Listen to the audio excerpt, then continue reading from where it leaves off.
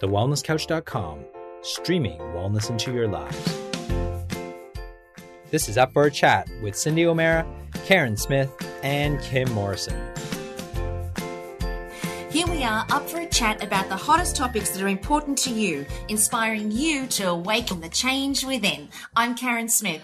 I'm Kim Morrison. And I'm Cyndi O'Meara. And welcome to today's podcast. Now, today's podcast is a little bit contemplative, and we thought it was quite necessary given the vein of the last couple of weeks' podcasts, because what we're looking into are the different afflictions that I guess cause pain in society and in our communities. And one of the biggest ones that we were talking about was depression.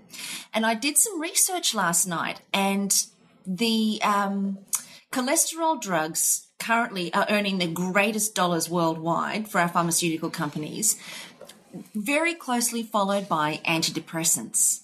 And I thought that was really fascinating, because this one particular article that I read in Huffington Post said that pharmaceutical companies don't publish the studies that prove that antidepressants don't work. They only publish the studies that prove that they do.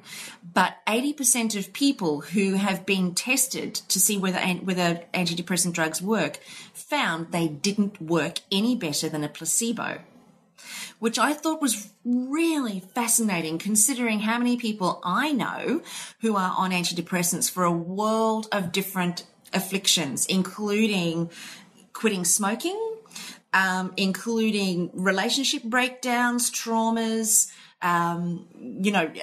kids with pain, obsessive compulsive disorder, anxiety, parents, bipolar, parents. Everyone blames their parents. Yes, that's true. It's my mother. Yeah. It's always the mother that does it. It's the mother. Well, not in my case. My mum's beautiful. I think all and our so mine's nice. But, mothers have always been given the bad rap. Yeah, the bad rap. And we're mothers, you and me, Kim. Yeah. And you're a mother to a dog. So your dog will be really blaming you. She's a soul mother. She's going to get it from everybody. Yeah, that's true. Yeah. Well, actually, Jet, my dog, does have bad ears, and I think he blames me. He's not listening to you. He's not listening to me, little man. Oh, sweet boy.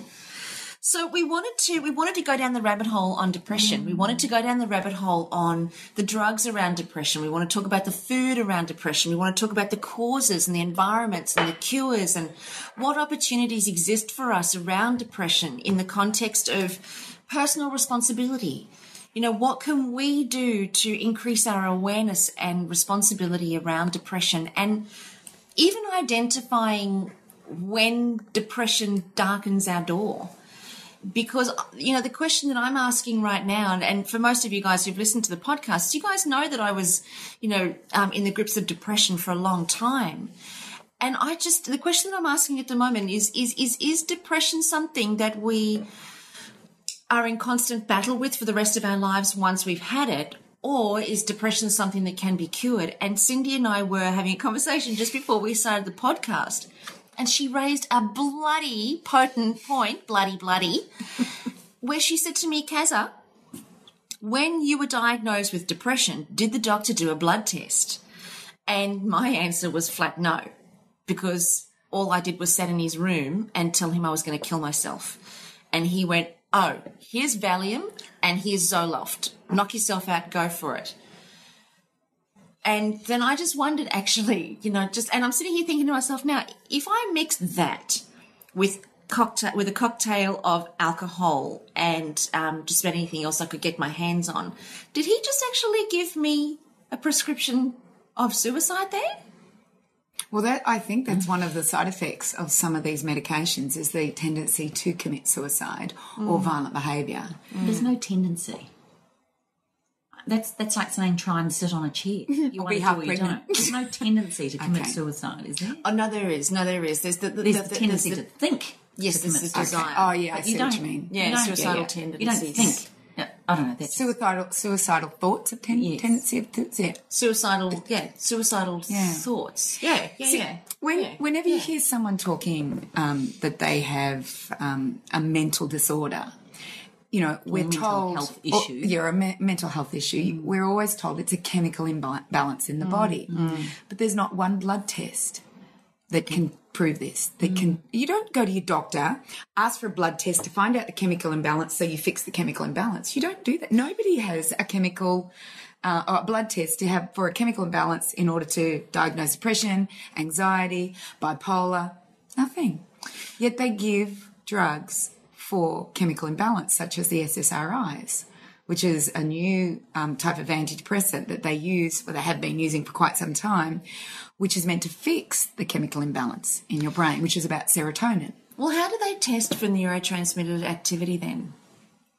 Is that an EEG or what do they do with the brain? Yeah. No, there's got to be a test for it, surely. Look, Google it. Google it. Move. Move. Google it. I always ask this question because I kind of go, well, how can it be a chemical imbalance if we can't test it? I agree with you wholeheartedly. And no, and I'm just using myself as the example, but I was a classic example of depression where there was absolutely no testing done whatsoever. And the prescriptions for Zoloft were handed out with ease. The only thing that the doctor told me was don't try and take yourself off it. You need to wean yourself off it. So that was the only guidance that I actually got, other than take one. I think it was one in the morning or one in the night or something. Can't remember what the prescription was, but that was the only directive that I got with it. And there was no, and they suggested that I went and saw a counsellor to talk through whatever it is that I was going through at the time. But it's interesting, even studies when I was studying psychology, they said, and I'm just trying to remember to hope I get it right, but they said that the combination of antidepressant drugs coupled with desensitization or cognitive behavioural therapy, that combination was a combination that worked. But they had no statistics on it and they had no evidence that it actually worked. They just said that that's a good combination in order to heal somebody. Back in the old days, they used to use opiate type substances or amphetamines. And did they use the electric shock thing? Yeah. That's one of they used to use electric shock to help. But they use these because we actually have receptors in the brain that will take these opiate and morphine or amphetamine type substances. That's why drugs work. It's because the body has a receptor. So the body will actually make its own in order to help you through pain or whatever it is. But what we do is instead of enhancing the body with good food and nutrition and giving it the nutrition that it needs in order to make these chemicals that go into the receptor, we rely on an outside source. So, we know that there are opioids in food. There are actually opioid-type substances in food, such as wheat, such as dairy. Also, green leafy vegetables have them. So there are we know that this is in food, which enhances and helps us with our brain activity. And when we start to understand why drugs work so well, but then drugs always have a side effect because they're not the perfect combination of what the body makes. So if you are filling your opioid receptors with drugs and your body is making them and not being able to help yourself, and then you become addicted to that type of medication because the body has stopped doing what it should be doing and you're allowing the drug to do it. So, I look at the statistics of depression and mental disorders that have happened over the last 20 years. And it was at a rate, I think it was just 15 years ago, the rate of depression was at about 1 in 11. Was it because we weren't talking about it? Was it because we didn't have, we had a different type of diagnosis? Because, the DSM, which is the Bible for psychiatrists and psychologists as to predicting whether you have a disease or not. You've seen the diagnosis management. You've seen that? It's a huge Bible, basically, and there's like 350 mental disorders that are now in it. And they're even giving shyness a disorder, or healthy eating is orthorexia nervosa, so they're giving all these new names, and if you have it, we have a drug for it. That's basically what they're saying. So, where was I going with that whole? 1 in 11 people. 1 in 11 have depression. Now it's 1 in 5 are on some sort of antidepressant or anxiety medication or some sort of substance that helps them. Can I ask you, sorry my love, so would it be fair to say depression is a blanket term for a whole lot of conditions like irritable bowel syndrome is to the gut? Is depression, because I'm looking here, there is no test for depression. There is nothing they can test. They will do things like he might have major concerns. He'll test for things like hypothyroidism. He'll look at things like testing. They might do a brain scan to check if there's any a tumour causing problems. But there's a whole lot of tests that they do. They might do a blood test to see, but it's all related to other illnesses. Physical. It's all physical. It's all physical. There's nothing here, and he said, there's nothing here actually saying that this is what, yes, you have got depression. So is depression a term that we use to cover a lot of mental illnesses that take us down the route of not feeling good about ourselves? Is that Well, I think they've dissected all the mental illnesses now. Like there's 300 and something in the DSM manual, in this manual.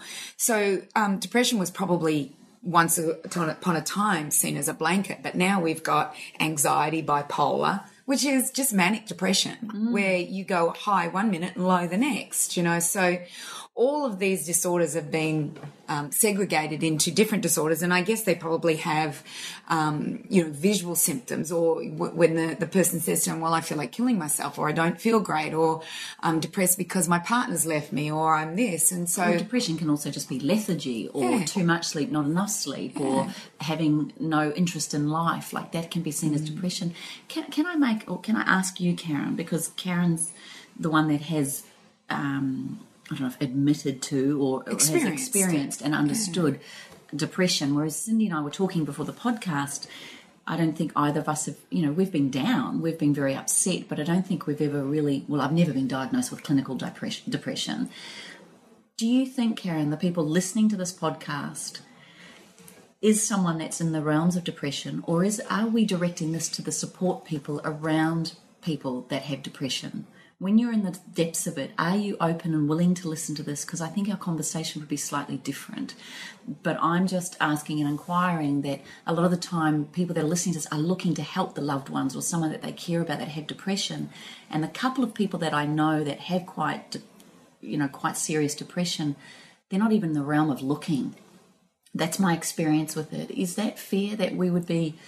And hopefully as they're coming out of it perhaps, or as they're feeling a little bit better about life, is when you start looking for answers? Is that right? It's an interesting question, that, because I think if we can get people at the beginning of feeling like they're going, falling into the dark soup, and if we can get people at the end of falling into the dark soup, that's where we can make the biggest difference with this kind of podcast. Because when a person is in the depths of despair and depression, it is very difficult to actually see that there's another way to be. I've counselled thousands and thousands of people who they go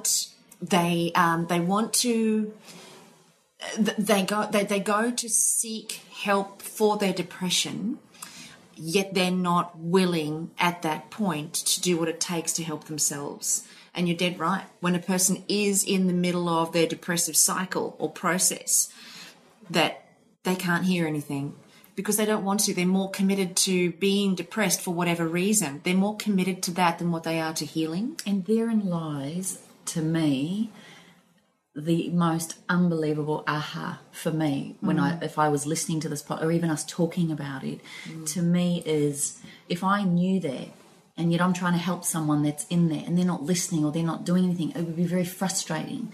So I think a lot of this could also be focused at how to look after yourself when dealing with someone that you love has depression. How can I look after me? Because sometimes that is the beacon of light, I would imagine, for someone. And rather than, I've heard you talk about it before when you've gone, everyone's like, oh, poor Carren, she's been blown up. Oh, poor Carren, and you played into it even more. And I'm not suggesting for a minute, well, maybe we do. We manipulate it to suit us. Oh, you bet we do. Yeah. You can lay money on it. In fact, just about every person that I've met with that does have depression. I mean, of course, I will say this caveat in that if we knew better, we would do better. So when a person is in the grips of depression, if they knew how to do it differently and be successful at it and feel empowered. They would choose that if they knew, but they don't. So they choose depression instead as a way out, or as a way of not being responsible, or a way of not participating, or for getting attention. And for people who choose that, the saddest part about it is because is that they don't know what else is possible for them.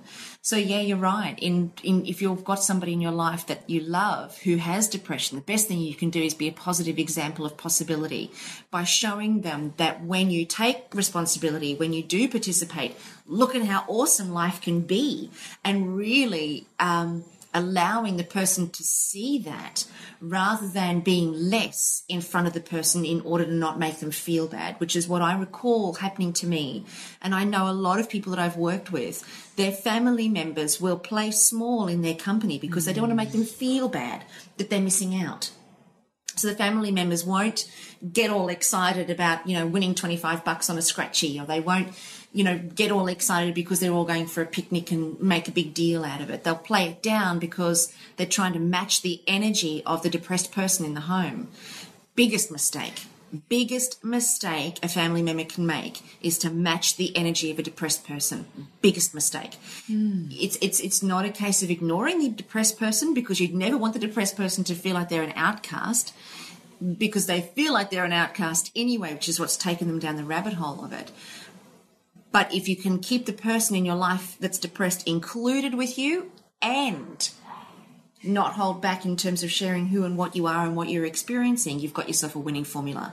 Because you're showing the person, well, you know what? Life does go on. The sun does come up tomorrow. We are going to still living our lives. We're going to love you in spite of everything. We're going to be there in spite of everything. And we're going to show you that there's a whole new possibility available. And maybe do that without expectation. If you're like, for me, when my husband was in his depths of depression, I thought the best thing I can do is provide beautiful meals, put my essential oils on, take him for walks. Take him for walks sounds like a dog. Put his leash on, his harness. But in a way, I kind of did that. But I remember getting frustrated at times, going, oh, for God's sake, how long does this take? Right? I got impatient. Yeah. And I guess from my perspective was more, just it doesn't matter. He might get it today.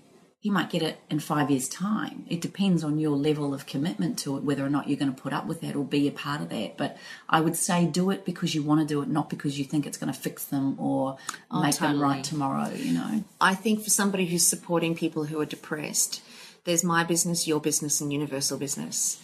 And for the supporters, your job is to be in your business and live your life to the fullest and not be on eggshells around a depressed person, because that doesn't help anybody. All that does is create more of the same energy in the home. So my business as a supporter of a depressed person is to just be in my business and live an amazing life. The depressed person, that's between them and the universal business. There's a whole world of exchange going on between that person and universal business that if you're not depressed or never experienced depression, you could never relate to. Therefore, it would be very frustrating to actually look on somebody like that and think, oh, for God's sake. It is. Yeah, I can imagine. And Matt felt exactly the same way with me. For 6 years he was watching me. And initially, for the first couple of years, he was there to support and love and cherish and rescue. But he even got to the point where he was like, hun, you are doing this to yourself. I'm done. I've had enough of you. And I was ready to hear that at the time. Had Matt said that to me a year earlier or even 6 months earlier, I would have packed my stuff, I would have left, and I would have gone out and found somebody else to rescue me. Or maybe he did say it and you just didn't hear it. Oh, look, it's possible. It's possible. Who knows? There was probably a lot I didn't hear from Matthew in those days. What I find interesting is that whenever I write something on Facebook about depression, that maybe we can look at the physical body and then it will help the mental body the mental part of yourself. There's always abuse. There's always someone saying, you don't know what it's like to not be able to get out of bed. You don't know what it's like where you can't be bothered going for exercise. You don't know what it's like trying to find food that's healthy, because that's the last thing that's on my mind when I'm depressed. So sometimes you need to ask the right question. Well, can I just go for it. And I'm going to let you finish in a second, but I just want to say something about that what actually makes me giggle. If a depressed person is really depressed and they're not doing it for a secondary payoff, they wouldn't have even responded to your Facebook page. So the fact that a depressed person is responding to your Facebook page is a depressed person in search of attention and acknowledgement. I'm depressed. Feel sorry for me. Life is so bad. You don't know what it's like. Because I can tell you something now, hand on heart, a genuinely depressed person who, and for me, my initial depression was based on trauma. Yes. So a genuinely depressed person who wasn't in search of it at the time would not even be on bloody Facebook, much less put the effort into responding to a post saying you don't know. Absolutely. That's brilliant. That's the part that makes me giggle, because that person or whoever those people are that abuse you, you know what? Get excited because they're on their way out. They might be 5 years away from it, but they are on their way out, because the fact that they're actually now fighting to defend their depression and make themselves right about it, they're starting to realise it's wrong. Otherwise, they would have nothing to defend. Yeah, interesting. That's so interesting. So in their own minds, they're going, oh, this isn't working for me anymore. Oh, I'm not getting the attention anymore. Oh, people are starting to hold me responsible for stuff, so what I'm doing isn't working for me anymore. Damn. Bugger it. I'll just get in behind it and defend it. It's an illness. And I can't help it. It's not my fault. How dare you? And that's what you get. It's quite like I read them and I go, oh. And I remember this one lady just going, right, I'll just go off my antidepressants and kill myself. That's what she answered. Wow. Desperate for attention. Bless her heart. Oh my gosh, that's interesting. And another comment on yours about it would be like putting on no clothes and running around the block naked at midnight when all you want to do is sleep. Like they were making comments like that. It was really bizarre. Well, what I decided to do is sometimes when you ask the right question, you'll get the right answer. Yes. And so what I did was I actually asked a question. And the question I asked that was basically, did you wake up one day and just couldn't get out of bed? Or did it take some time to get to that point? Did you wake up one day and you were just depressed, or were there symptoms such as anxiety preceding the depression?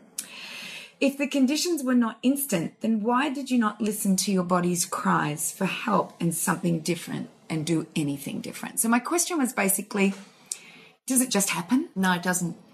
What about people, though, that all of a sudden get a phone call, their husband's been killed, and they just can't get out of bed the next day? No, that's grief. That's different. That's different. But is that what starts, like, one day, Tuesday morning, you're dropping the kids to school, all of a sudden your life changes in a phone call. So to me sometimes, and that can lead you down the path when you start realising that he's never coming back or there's all that. Does that? I'm still going to say it's a choice. And I'm going to stick behind that, because even if you get that phone call, yes, you go into massive grief, and yes, you could be grieving for 5 years. When Greg passed away, when my partner committed suicide, I went into massive grief. But I chose depression. I willingly, cognitively chose depression as my way of dealing with that. And grief can lead to depression if you choose it. But there are a lot of people who grieve for somebody who's passed and don't go down the rabbit hole of depression. True. So the people who choose depression, it's a cognitive choice, and you know when you're choosing it. You absolutely know. You may not know how to do anything other than that, but you absolutely know, and it doesn't happen overnight. It's not an instant thing. Even for me, with somebody being called to say that their partner's being killed in a car accident, that's trauma. And me being blown up, that's trauma. Greg killing himself, that's trauma. Jodie dying, that's trauma. I think all of those sorts of things, they're unexpected happenings in life. But there are people who don't go down the path of depression as a way of dealing with it. And we did a podcast on grief, because I was going to ask you, well, how long do you give someone to be in that grief state? There's no set message or set rule, but if you are interested in understanding that side and how to come out of that, then there was a beautiful podcast we did on grief. We're now talking, and I'm really fascinated by your thing of this being a choice, because I remember when Danny was so flat and so down after his sister took her life, and just was listless, didn't have that energy. Obviously he was in a phase of of grief. When we went to the doctor, he didn't take any tests. He didn't do anything. He just said to him, Danny, this is a chemical imbalance. Your serotonin levels are high. This is not an antidepressant, but I'm going to put you on serotonin, which made Danny feel like, oh, good, I'm not depressed, but I just need this bridge to get me through this feeling. And I know we've touched on this previously, and I think, Carren, you were the one that said to me that, sometimes these drugs or these medications or these methods it becomes a bridge, but you're still saying, if we use that as a bridge, you're still going to have to feel it and face it at some point. So are you lengthening the process by taking an antidepressant rather than you've got to feel to heal? Is that what you're saying? Yeah, I definitely do think that. I wrote an article for a newspaper not long after I started to come out the other side. And what I remember saying in the article was, we've got to be prepared to sit in the pain. We can't ignore it. What we resist persists. So if we're in pain, we've got to be prepared to sit in it, experience it, and take whatever is there for us to learn as a result. I have a very philosophical view on pain and suffering now, over and above what I did back then, only because I'm more educated about it. But I think for the most part, we don't want to be in pain, and the people who love us don't want to see us in pain. So the first thing that people do is like, well, let's get you to a doctor. Let's get you sorted out. Let's not have to struggle with this. I've got a headache. Let's get a Panadol. Or, I've got period cramp. Let's get, Nurofen or whatever. So we don't want to be in pain. We don't want to see others in pain. So we just go to whatever we're educated to do to resolve it or to relieve it. And antidepressants, from a society's perspective, and the statistics and the financial statistics and the income that's being generated is the absolute evidence. We are a pill popping society. We are, and we are a society in pain. We are a society that is suffering. You look at how many people, 1 in 5 now, Cyndi, are taking antidepressant drugs, and that includes our kids. So we are a society in pain looking for relief. Has society become more painful, or has it always been painful and now we focus on it more? Do we create more of like someone said to me years ago, child abuse or being sexually abused never happened as much as it does today in the past. And my question was, well, did it, or was it just not spoken about? Well, I know what happened in my family and my great-grandparents and what they did. So what? Oh, they sexually abused their grandchildren. I know that for sure. So I just even remember. And that was years ago. That was back in the 40s, 50s, 60s. And I remember even as a teenager, today it's almost cool to have a therapist. Whereas even when I was a teenager, it was more like if you had a therapist or you had to go to counselling, you were quack, you were weird, you were sick, you were wrong. So therein lies the question around depression. I'm sure through all of time, people have been in pain, people have lost loved ones, people have been hurt, they've had disease. Are we becoming now, society, so hell-bent now on discussing everything that now we're getting paralysis by analysis because we're now looking into everything and we're trying to make everything right and trying to make food easier, we're trying to make drugs make it easier? Is it? You know what? Shit happens to everyone, and I'm sorry to swear, but it does. Everybody goes through their traumas. It's not what happens to you in life that matters. It's how you handle it. And how you handle it is all based on what you're out there learning or what you've learned as a child through a parent, or how you educate yourself. Like, you've said, Carren, that, if we knew better, we would do better. Well, you did the best you could do at the time. Yeah, sure. But now that you know better, I know that the way you view all these things will be far different. Imagine having that knowledge back, when Greg committed suicide. And, and we always say this, we look in hindsight and we go, if I knew then what I know now, I would have coped so much better.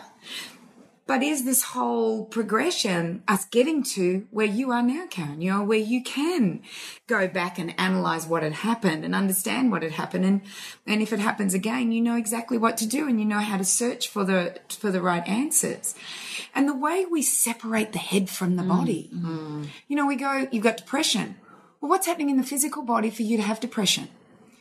And this is the thing, is that we've separated the head anything above the neck, we go is a mental disorder. Anything below is a physical disorder or a chemical disorder. Perhaps it's all combined, and we have to be looking at both ways. So the mind will help the body, as we know in the biology of belief. And what you believe will, what do you say? What persists? What is it? What we resist persists. We persist, or what we believe happens. The same with the physical body. If we get the physical body working well, then the brain will start to work well. They're together. And I don't understand why we have to separate them. And in actual fact, we know that people with depression die of heart disease, cancer and diabetes far at a greater rate than people who don't have depression. So is it the physical body that's affecting the mind, or the mind affecting the physical body? It's a lovely, interesting. It's a lovely question there. Yeah. I'm just sitting here thinking to myself, the concept of depression, really, when we really pull it apart and have a look at it, what is depression? Depression is a recreated, consistent thought system that leaves the human in a constant and perpetual state of sadness and disconnection. Now, that disconnection and sadness, you don't wake up with it. You go to bed with it. But when you wake up in the morning, there's nothing. So it has to be recreated in order for it to persist the next day. It has to be reestablished. It has to be reconnected to as a way of being the next day. So the minute you open your eyes, I've just clicked then, that if you wondered what that noise was. The minute you open your eyes, you actually, a depressed person has to recreate that experience for themselves. So every morning and every day they're actually choosing it. And it's a consistent and perpetual way of being that leaves the person feeling disconnected and a sense of sadness. And a depressed person, even on antidepressants, although I've got to say, when I was on the Zoloft, when I was taking antidepressants, I was vague. I was vague. And I like to think I'm a fairly intelligent person, but I felt this Fog. Yeah, it was actually. There was this fogginess that surrounded me every day that kind of made me feel a bit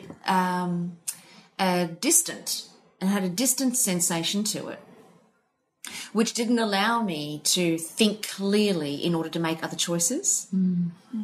So I was only, and this was the thing about the antidepressants, that I decided to get off them when I was on them, was because it didn't allow me to be able to make other choices. And it was choices even just about what I wanted for breakfast, or choices about what I wanted to do for the day. It didn't allow me the freedom of choice. It just kept me in this constant perpetual state of fognicity. Well, that's the negative side of it. It kept you in this, but someone else would be sitting there going, oh great, I don't have to connect, I don't have to relate, I don't have to be present. Well, but see that you've nailed it. You've absolutely nailed it, because it stops the person from participating. And when we don't participate, we then we'll end up with that disconnection and the sense of sadness, because we're living in a world that we're completely disconnected to and from, and we're not participating in it. And then, of course, isn't only the natural response to something like that being, oh, well, I want to leave. If nobody loves me and I'm not loved and I'm not participating and I'm excluded and I'm disconnected, well, I'm just going to leave. And no one will care anyway. No one will care anyway. You know, you remember when you were a kid and you went to school and you had no friends? All you wanted to do was go to a new school? Same. Yeah. Same. And I like the fact that in one of our podcasts, I think we said very briefly, stress. I love this quote. Stress is a perverted relationship with time. And I loved what you said, Carren. Depression is a perverted relationship with self. And I think that's where we all have depressive tendencies. I would even say the most positive people on the planet can have a depressive tendency if you want to. Like, things can get you down, things can get you... And sometimes it's not...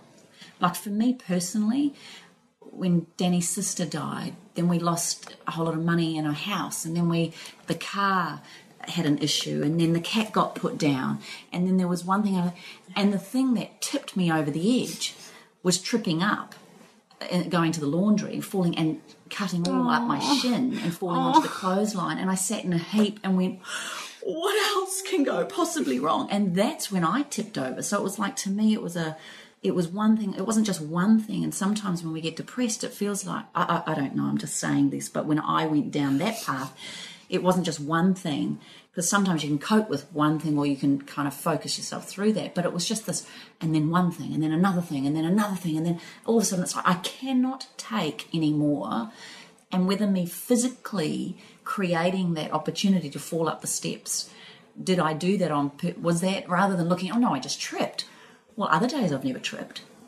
So was it just the fact that I tripped and then fell in a heap and had a cry? And I'll never forget my therapist at the time saying, don't look at crying as a bad thing. It was a release. And I think I just let out all this emotion.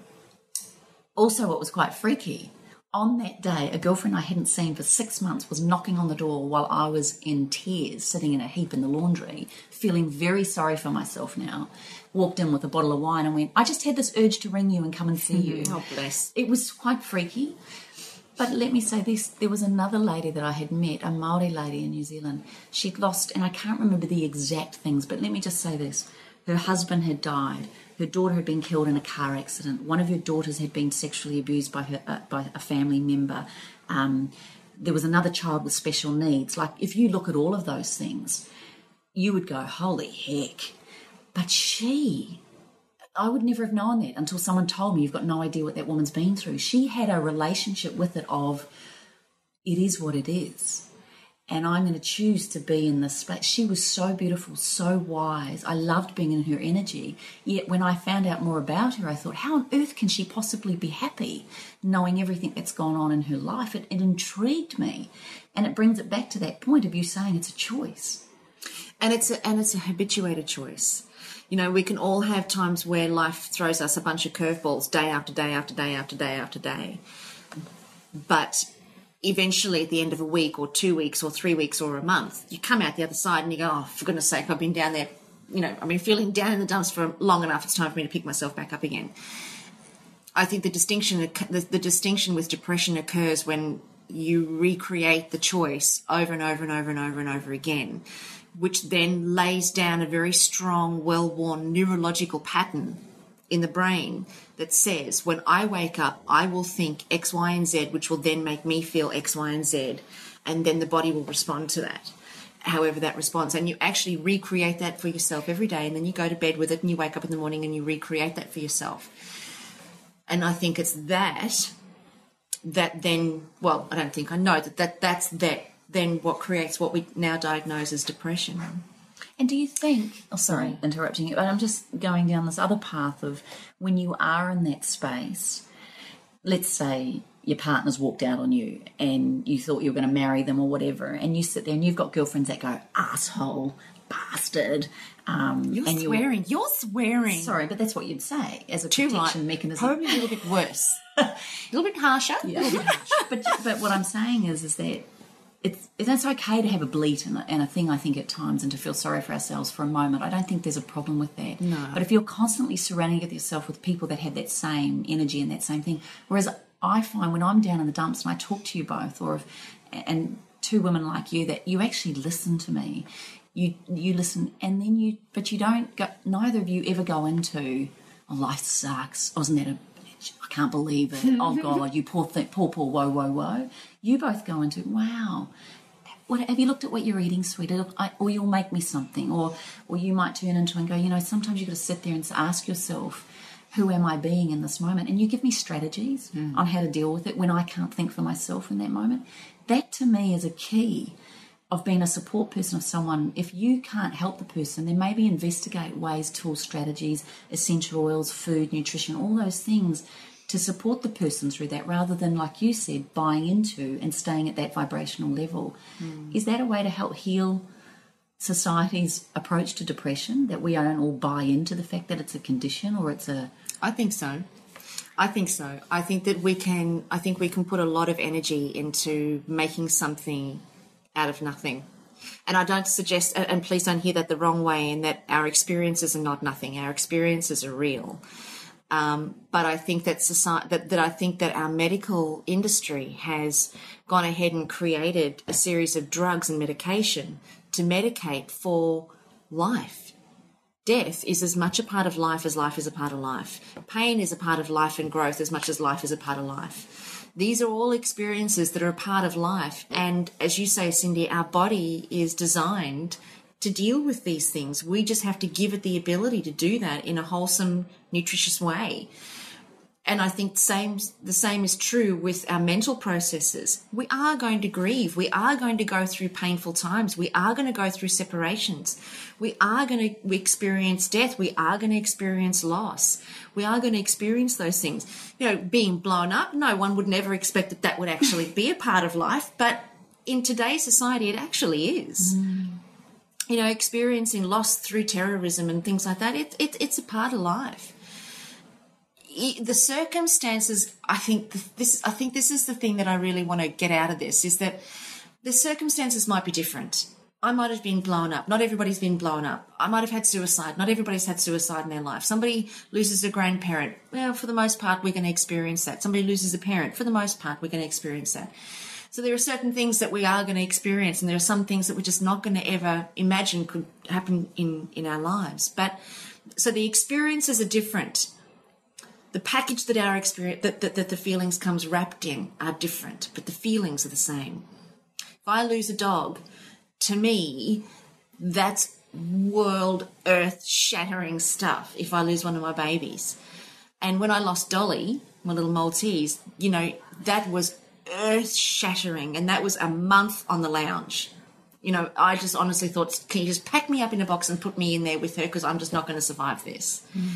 So even though our experiences are different, the feelings are the same. So it's part of life. Those feelings are a part of life. And our job is to sit in the experience, not resist it, but to sit in it, participate in it, because it's a part of life. And if nothing in our life is a mistake, how can pain be a mistake? How can suffering be a mistake? I know we don't see it at the time that it's occurring. I really get that. But there is always an opportunity for us to become more as a result of our experiences. That's another choice. If we don't numb them. And the way we numb them is by taking medications. Or drinking. Or drugs. Or food. There are many ways that we numb those experiences, and sometimes we have to experience them in order to move to the next level. Otherwise, we just sit at, this life is about growth. It's about learning. It's about education. It's about love and joy. And when you numb yourself with food or alcohol or drugs or medication, you don't get to experience life at its fullest. I want to tell you something that I came up with the other day, and goodness only knows where it came from. I was speaking on stage, and what I was saying, I was having a very similar conversation, Cyndi, and I was saying that from a psychological perspective, we are, from a humanistic perspective, we're part of the universe, and the universe is constantly expanding. So the soul and the deepest part of us is in constant search of expansion. Now, because we're in constant search of expansion, there are those of us who will study to expand. There were those of us who will learn and educate ourselves and use knowledge as a way of expanding ourselves. And for the most part, most of us, always want to grow. We always want to use our life as an opportunity for growth. So from a psychological perspective, growth and expansion equals living. That's life. At the deepest level of us, growth and expansion equals life. At the deepest level of us, death equals stagnation. When we stop, that equals death. And from the deepest psychological perspective and the primal part of our brain, when we stop, that equals death. So we can still be alive, but experiencing death, if that makes sense. Yeah.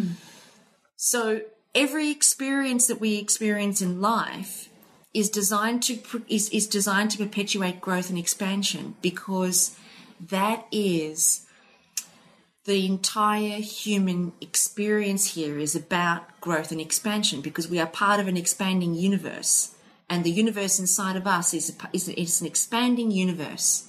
When that universe inside of us stops expanding, it dies. It starts to die off. And we know that that's true from a vibrational frequency perspective, because when we put ourselves under the magnetic resonance imaging scanning machines, parts of the body or organs in the body that are dying have a very dense vibrational frequency, and they can measure that. So when the body stops expanding and the body stops growing and stops living, it starts to die off. The vibrational frequency decreases, and of course we get sick, and then eventually we die. much younger, and hence the heart diseases and the heart attacks and so on with people who are depressed, because they've started to put themselves into a state of death. So is it the chicken or the egg? Is it the chicken or the egg? This is the thing we've got to understand. It's interesting that there are clues that you are going down the line of depression, and it could be waking at night with a little bit of anxiety. It could be that you're not feeling well, your physical body's not doing well. So your body actually gives you clues that you are going down that track, and it's about listening to those clues. But we've forgotten how to do that. We numb it because we take a pill. We look at what's happening in our body as far as feeling, and we don't think about the function that's happening. And so we go, let me numb that feeling and everything will be okay. And it's interesting that when I asked that question on Facebook, people said things like this, like I had one person say, like, I'm bipolar, but I mostly suffer from depression. I am worse the more additives and chemicals I eat. The problem is when I am depressed, I don't care about myself. Yeah. Interesting. Yeah. So I don't do what I need to do to get better. I believe there is such a thing as a diet of depression. I think if anyone ate crap filled with chemicals and additives, bad fats and bad carbs, no fruit and veggies, it would make you depressed. I have also noticed in my son that if he eats artificial colours and flavours, the next day he has a bad, sad response. Wow. Interesting, isn't it? And I just want to tell you a story, and I probably haven't spoken to you girls about it, but my son is a very quiet young man who, when he comes home, like he trips away and then he comes home, he will spend a lot of time in his room just watching videos, or he just doesn't seem to communicate with Howard and I on a big basis. Anyway, he's just come back from Canada about 7 weeks ago now, and he's starting to have male pattern baldness, which is really hard for a young man. And I noticed, he was always flicking his hair forward and always playing with his hair, or he had a hat on. And I said to him, mate, why don't we do something about this? So the first thing we did was we went looking at places where he could get help. So all the big clinics, there's Ashley and Martin and all those, they all gave drugs. They all gave medications. And guess what one of the side effects was? Baldness. No, permanent impotence. Oh, jeepers. Oh, that's not good for a young man. No. So, like I said, if the drug is worse than, what you're trying to cure, just forget it. So we moved on from there, and I started to look around, and I noticed that autoimmunity is a big part of alopecia, and alopecia is loss of hair. So I said to him, well, I know genetically you've got no hope. Yeah. But let's give it a go. Let's go on a grain-free diet. And basically go where we're eating real foods. There's no more pastas, no more breads, which is one of his favourite foods and what he was eating a lot in Canada. So over a period of time, I noticed he was coming downstairs more. I noticed that Oh, wow. This was amazing. He started to bring his computer downstairs and work while I was in the kitchen. He started to interact with Howard and I in amazing ways, but I didn't think about it. And he said one day to me, and this was only a week ago, he said, I'm so happy, Mum. I've never been this happy. Wow. He said, I'm really content as to where I am now in my life. And I just thought he was getting, he's 24 and he's getting older and life's good for him. And then, but it's no different to what it's been. To me, he's still doing the same thing he's always done, but he just seemed more content. So I didn't really think too much about it, but I was really happy in my heart that he was content. Then Tanya had to be picked up from the airport. Now, I would normally fight with my son, Tanya being my youngest daughter. I would fight with my son because I couldn't do it to go and pick her up. He suggested, because I was doing my health retreat, he said, Mum, I'll go down and pick her up. I won't leave, because he was leaving for a 3-month trip. He said, I won't leave till the next day. I'll go pick her up and bring her home. And I went, okay. Oh, wow. And then Tanya and I were sitting down that night. She'd been away for 3 months, and we were sitting down that night, and we were just kind of catching up on what her life had been like. And she said, by the way, Mum, what's Brogan on? I've never had such an amazing conversation with him in my whole life. We talked the whole way home from the airport. I went, really? Didn't think any more of it. A couple of days later, I'm talking to his mates. And one of his mates said to me, Cyndi, I'm feeling really tired and exhausted. And this is a 20-year-old kid. And he said, what have you got Brogan on? Wow. He's got more energy than us. He sits out on that surf for 5 hours, whereas we're tired in an hour. He's on. God. You know, there's a beautiful thing here. I was just looking at this. We're all looking at the negative aspects of a drug, but there's a love drug. There's a life drug. Yeah. That's the drug I'd rather be on. This quote here: romantic love is mental illness, but it's a pleasurable one. Yes. Yeah. It's a drug. It distorts reality, and that's the point of it. I think that's amazing. Being healthy is a drug. I get a kick. I get a buzz when I get back from a walk. That's the drug I want to be on. If it's considered that something that distorts reality, when I come back all of a sudden I can beat anything, you know. And, you know, gambling is a mental illness unless you're winning. Yeah. Only when you're losing is gambling a mental illness. Isn't that amazing? And it is. And what I would like to tell people, what I believe is happening, is that it's not that he's getting his hair back.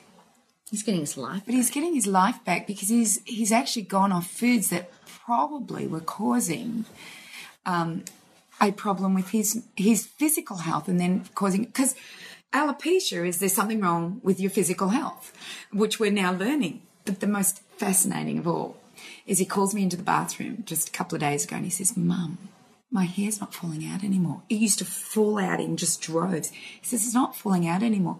It feels really different." And he says, "Look, New growth. I've got new growth." And he, you know, and I just went, "Well, darling, we've only been doing this, 7 weeks now. You just have to keep going. And you cannot, you cannot change what we're doing, and you can't just bring in pasta and breads and cereals. Not that he ate cereals, but that's all part of it."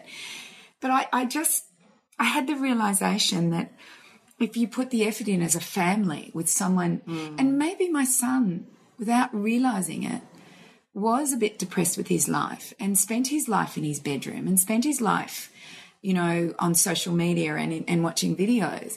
And when you allow the physical body to get better again, then the mental brain starts to get, it starts to think, life's good, life's great. I want to interact with my family and friends, You've got your own natural endorphins are creating that feeling. Yeah. Well, when you think about our kids that are, the ADD and the ADHD and all the behavioural issues that happens with our kids, you change their diet and you're living with a different child.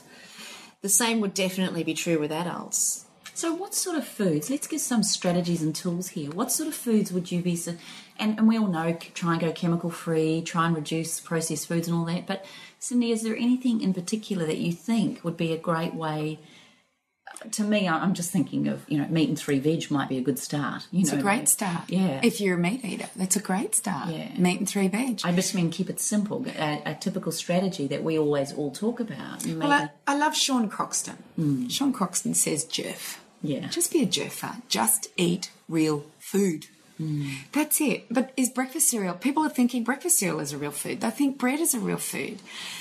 The thing is that what we're learning is that while we can be jerfers and eat real food, some of our real foods have been chemically hybridized by a chemical that if someone swallows it or is poisoned by it, they suggest not to give, what am I trying to think of?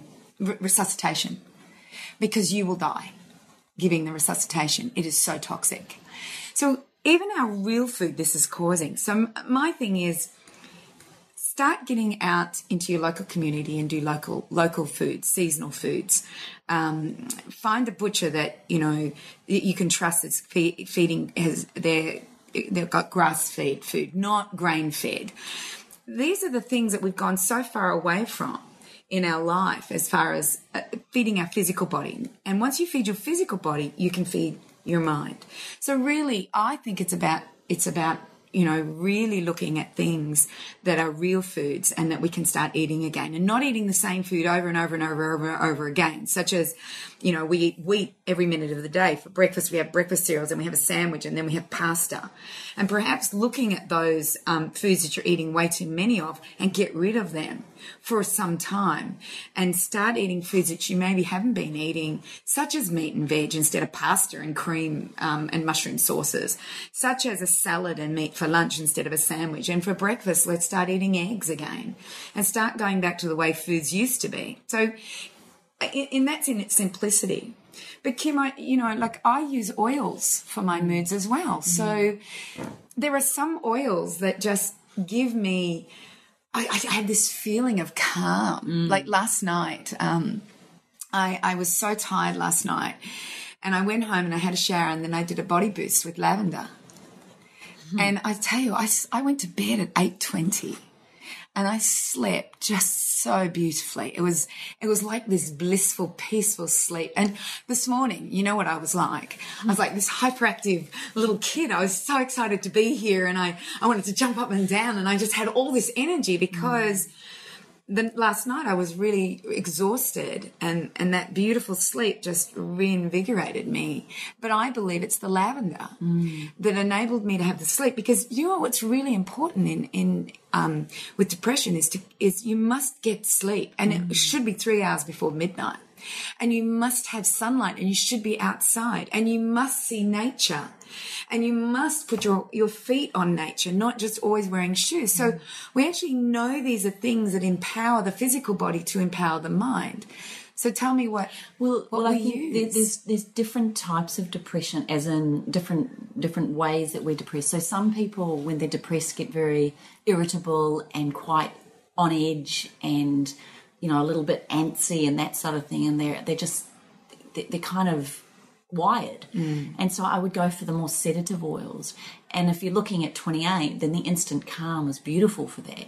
And it's got your chamomile, your lavender, sandalwood, the very nurturing, calming oils. If I'm someone who, and you're saying sleep's really important, it is, but for a lot of people, when they're depressed, they'll sleep during the day, which puts their whole circadian rhythms out, and therefore they're sleeping too much, and in which case I'd be going for more uplifting, euphoric oils, which have things like geranium, bergamot, and interestingly enough, 3 of the best oils for any form of depression is neroli, which is like the rescue remedy of essential oils, rose, and jasmine. Now, they're the 3 of the most expensive oils as well. Rose is around $450, and jasmine and neroli are around that $300 mark. We have just released, they haven't actually gone onto our website, but we've just got the pure forms of all 3 of those. Jasmine in particular is one oil that they say with depression is fantastic. It is one of the best oils, whether you're an irritable, angsty type or whether you're a sedative, lethargic type, because it helps boost self-confidence. So for me, I'd be looking at instant calm if I was irritable and angsty, and if I was lethargic and listless, then I'd be going for our courage and confidence blend, because it's interesting, those are the oils in each of those blends. But it's not to say that you're going to snort it and take a sniff and hello, I'm happy. It's a tool. It's part of a routine. It's part of a ritual of self-healing. Yeah. And people that are going to want to use these oils, and that's why I think the body boost is one of the most extraordinary things you could embrace. And again, you might want to tell someone who's depressed around you to do this, but unless they're willing to take responsibility, or as Carren said, they're coming out, they may not be prepared or be in that state. So in which case, do it for them. As in, do it for yourself, so that you are able to participate and be that person that you would like to see them be the change you want to see. So take care of you. And sometimes we're presented with depressed people in our life as a direct reminder to look after your own self. I think sometimes we're presented with illnesses and problems in our lives, or people with those illnesses and problems, as a direct check-in to how you're looking after yourself and what you're doing for you. And that's why I find essential oils are such an extraordinary anchor. When you understand that smell is very closely linked to our emotions, that we are very connected to our emotions, and we can have a smell and have an instant memory or association to something, they become incredible triggers and anchors to create a new experience or a new neurological pathway or a new way of being. When you understand the science behind essential oils and smell, I get very excited. For me, it's always been my anchor. And my kids know, because I've done it for them, whenever they've gone irritable and foul, I'll put a bath on with instant calm. Now, if I'm getting irritable or stressed, or even Jacob yesterday said, Mum, the house is a bit stressful lately. Which oils are you going to put in there? And I hadn't even thought about it in that moment. I'm going through a bit of a tough time at the moment financially with a couple of challenges. And I'm thinking, I'm in this whole thing and I'm eating okay. But the one thing I do every day for everyone else, I hadn't even thought about putting my oils on for me. So sometimes by being that for other people, they can also be that reminder and reflection for you when you need it. And I think you're right, Carren, when you're in the depths of it, you don't necessarily think about doing that. But we can be that adjunct, that conduit, that tool for someone else when they're going through it. And guess what? If they're living, they're breathing. And essential oils will have an effect. It's the one tool that crosses the blood-brain barrier instantly by inhaling. So stick a vaporizer in their room. Use a spritzer around them. Put a bath on for them. They might go, oh, it doesn't matter, or they don't care. But you're able to contribute in some form of positive way. And if nothing else, I feel better when I put the oils on. I think what's important here is that we need to understand maybe how the body whispers and then eventually screams at you, and that depression is not something that just happens, and that start to listen to the body and start fulfilling rituals such as oils and food and getting outside and getting sunshine and being around positive people and looking at all of these things so you do not get to this point of depression. If you are at the point of depression, it's probably about slowly starting these rituals and food changes and getting outside and having the support behind you. So no matter where maybe just to interrupt you. Yeah, go. Maybe the first question you've got to ask yourself is, do I want to get out of this? Yeah, good point. Because you're not going to take on those rituals and things if you want to stay there. I'm only saying that based on what you said, Carren. You make a choice every morning when you wake to either recreate that or what am I going to do differently to get out of that. So, yeah, we can give you all of these strategies and tools, but if you are someone who's coming on the way out, then maybe the first question you say to yourself is, I'll do what it takes to get out of here. Do you know, I'm sitting here listening to you guys and I'm just thinking to myself, there's another level, there's another question. Because you ask the right question, you're going to get to the answer. Dealing with the depression is almost like chasing the horse after it's bolted. So to try to address the actual depression issue, it's too late. You're already in it.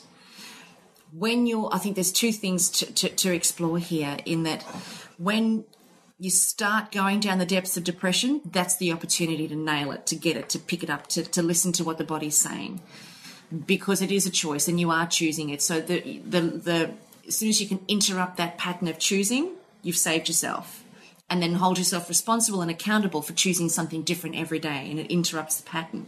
But once a person's actually in the depths of depression or the grips of depression, it's a constantly recreated thought pattern. So the question to ask is, what's the payoff I'm getting? Instead of asking, do I want to get out of this? Because the answer is always going to be no. Because the perceived benefit of being out of depression or not experiencing depression is not as good as the payoff you're getting when you're in it. So if you can realise that you're getting a payoff when you're in depression, and the payoff is always something yuck. It's like, I don't want to be responsible. I don't want to have to participate. I don't want to be accountable. I want attention. Whatever, it's a yuck thing. I want to be right that the world is so wrong, and I want to be right that I'm so bad and I don't deserve to be here. You don't understand and you don't know what it's like. And yeah, well, ever there's that payoff happening, that's the addiction. And depression... this is going to it's going to go down a rabbit hole here that we don't have time for. Depression is like it's an addiction, and we go in search of our addictive fix every morning when we choose in favour of that payoff. We choose in favour of attention, or we choose in favour of not participating, or we choose in favour of being right. That's an addiction. So really speaking, depression is an addiction. Depression is an addiction, and addiction is a choice. Yeah, you're addicted to the payoff. And we treat the sadness, we treat the devastation, we treat the disconnection. And I think that there is the disconnection from self. It's the perverted relationship with self, is that we're thinking what we're dealing with is a sad person grieving or a sad person who's gone through trauma. We think we're dealing with that. But what we're actually dealing with is a person who's addicted to a payoff. Why did we go in search of the payoff? Why did we go in search of getting attention, not participating, not being responsible? Why did we go in search of that in the first place? If we can nail that, we can nail depression with people. And we go in search of that addictive behaviour, I believe, because we have lost connection with ourselves. We've lost ourselves, and we've thought that getting attention from others, we've thought that not participating, we've thought that not being responsible would make us feel complete. But all it does is it has us have this very vague relationship with life and a very vague relationship with ourselves. If we can reconnect with the self, if we can be there for ourselves, if we can spend time with ourselves. You know, the best thing I ever did when I was going through my worst stages of depression was I took myself off to the Golden Door Health Retreat, and I so didn't want to go because I so knew that I was going to come out the other side of that experience with solutions, tools and answers, and I didn't bloody well want to go. But, you know, just as life would have it, I went. So is it just as quick as it is to, say, have a traumatic experience, losing someone, shock, go through trauma, whatever it is it just as quick to come out of it as in... No, it's... I don't think it is. I've seen... it takes ages. No, but I'm going to say this to you. Matt said to Carren, you're doing this to yourself, and she had an aha. Jacob had me on the floor and went, Mum, there's a massive diamond in the middle of a mountain and you're just trying to get to it with nail clippers. I believe it is instant. It might not be the path to get out. It might be a process to get out of it, but there must be a moment that has you go from, I don't want to do this, I don't want to play, I want to stay here, I want to do that, into, actually, I do want to do something about it. There must be a trigger. I think I think a person's got to be ready to hear those things, because when you're in the depths of despair and depression, you can't hear those things. I get that.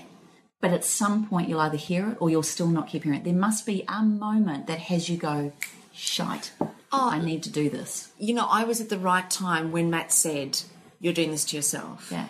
And he may have said it, as you said, he may have been saying it for years and I just didn't hear it. Yeah. But there was definitely that time when he said that.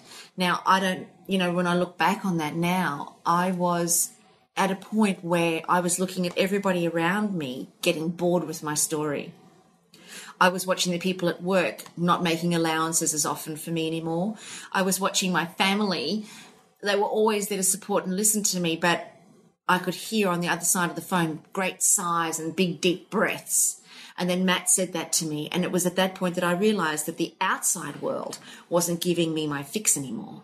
And it's when we realise that the people outside of us are not going to give us our fix of attention, not being responsible and making it okay.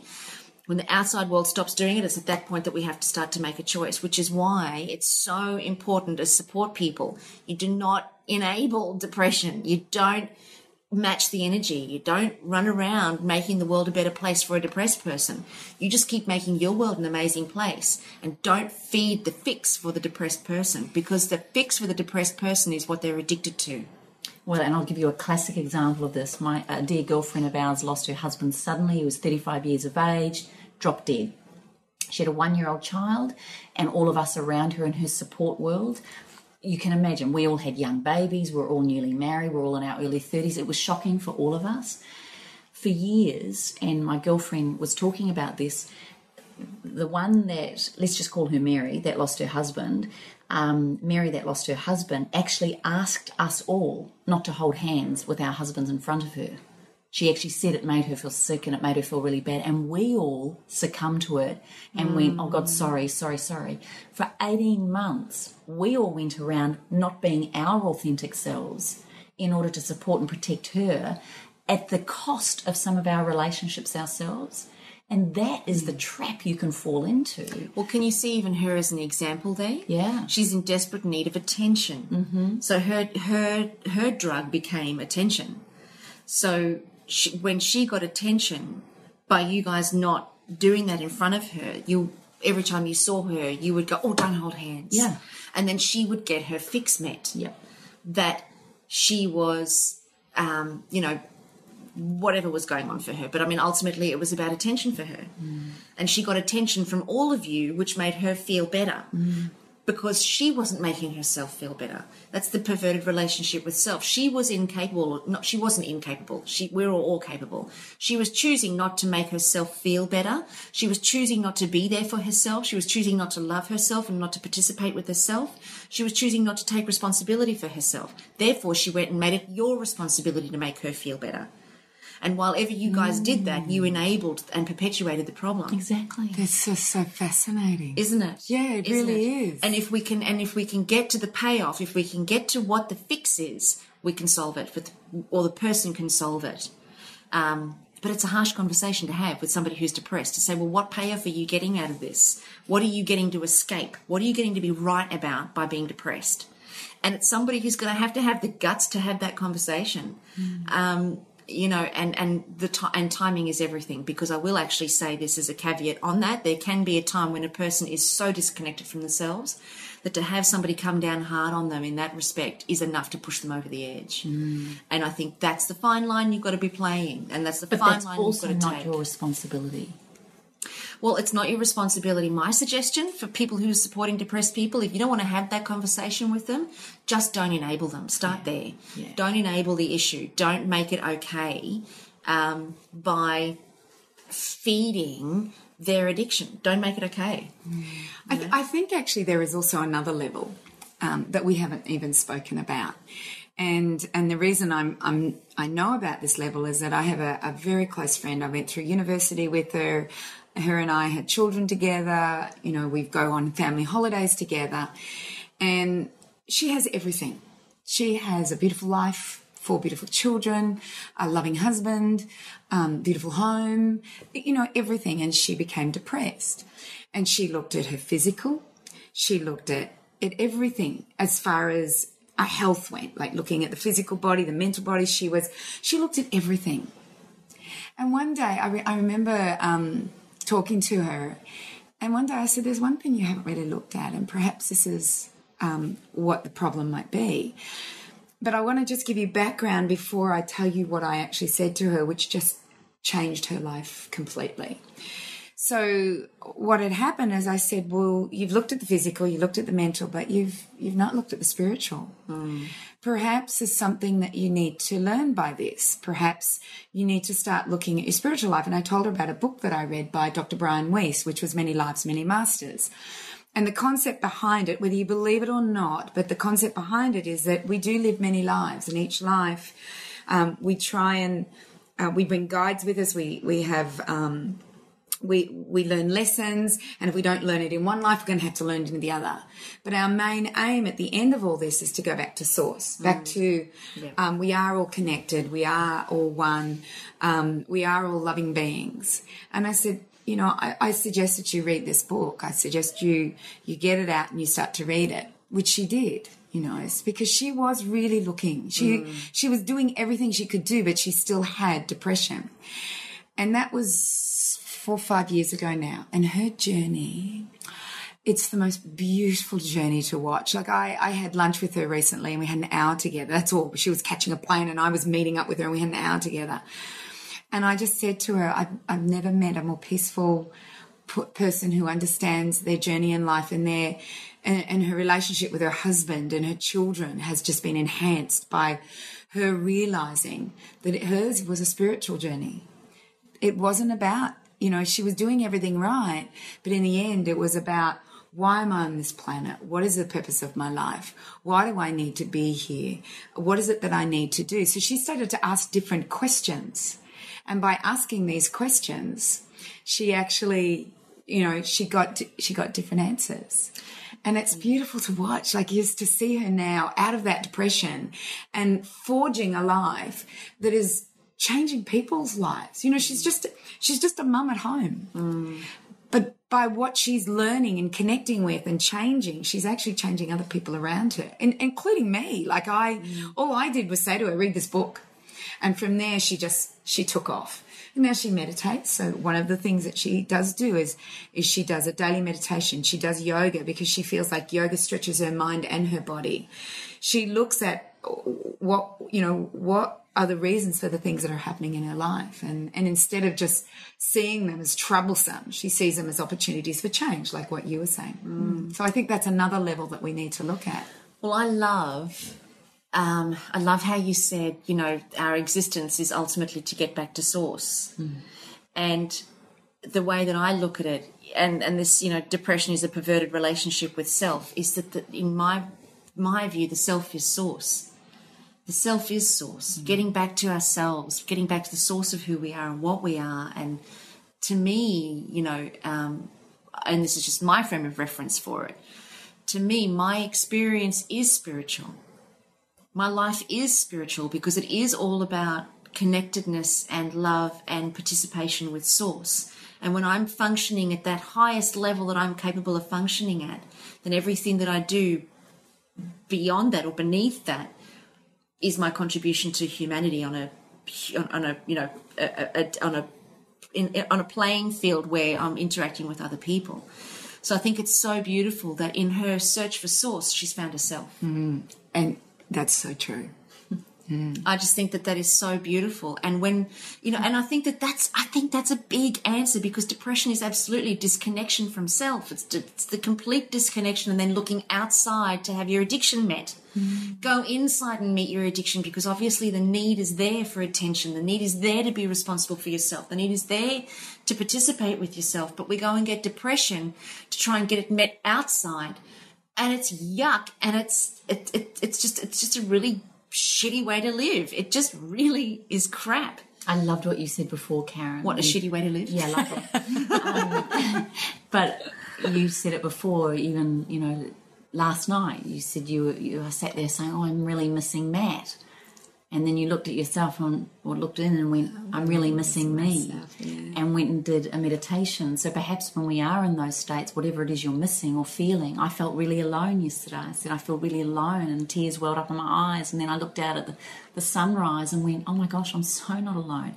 Be present with me. And I think that's one of the most beautiful things I've learnt from you in particular, is often what I'm complaining about or worried about is actually what's lacking in me.